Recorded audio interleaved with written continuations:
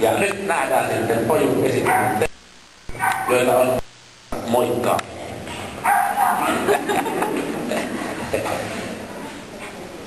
No niin, hyvä poju. Ja sitten poju osaa myös antaa tassu.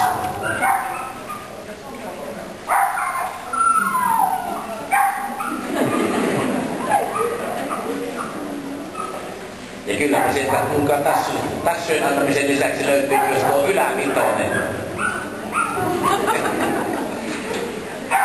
Ei puhuta kuin käpin päästä, niin se on sitä skeittilauta. No niin. Ja kyllähän sitten kun ollaan urheiluksesta jossain muualla, kun pitää maalin päälle tuulettaa, niin sen myös poju hallitsee.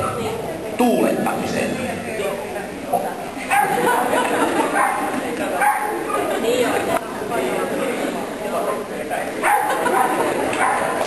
Hyvä. Hyvä poju. Loistavaa. Kun voitko tulla kotiin, niin sitten aletaan tietysti sekunniksi pyörimään, eikö näin?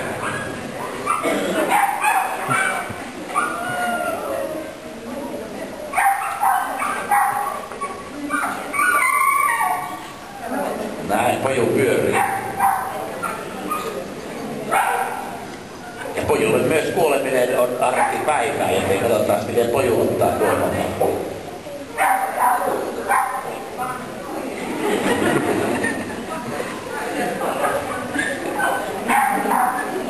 Sieltähän se tuli, hienoa. Ja kieriminen myös pojulta onnistuu.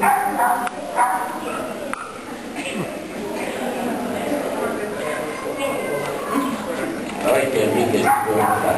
Ja pujottelu jaloissa on myös pojun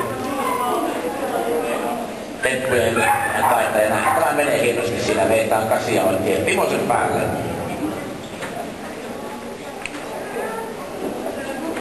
No mies sitten pasteli. Ja sitten poju myös osaa hyppiä käsien välistä.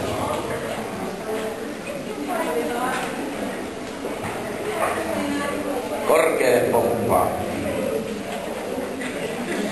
No sitten täällä on jotain jännää, mutta nimittäin sanominen. Mitä tämä meinaa? Katsotaan. No näin tulee sieltä.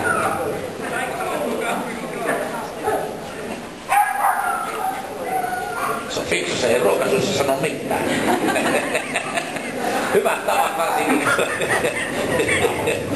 Et senkin on löytetty näköjään. No niin. Ja sitten, kun kaikki tämä on tehty, niin totta kai sitten vielä kuuluu loppuun kiittäminen ja kumartaminen. Jos hyvät ystävät, poju kiittää ja kumartaa.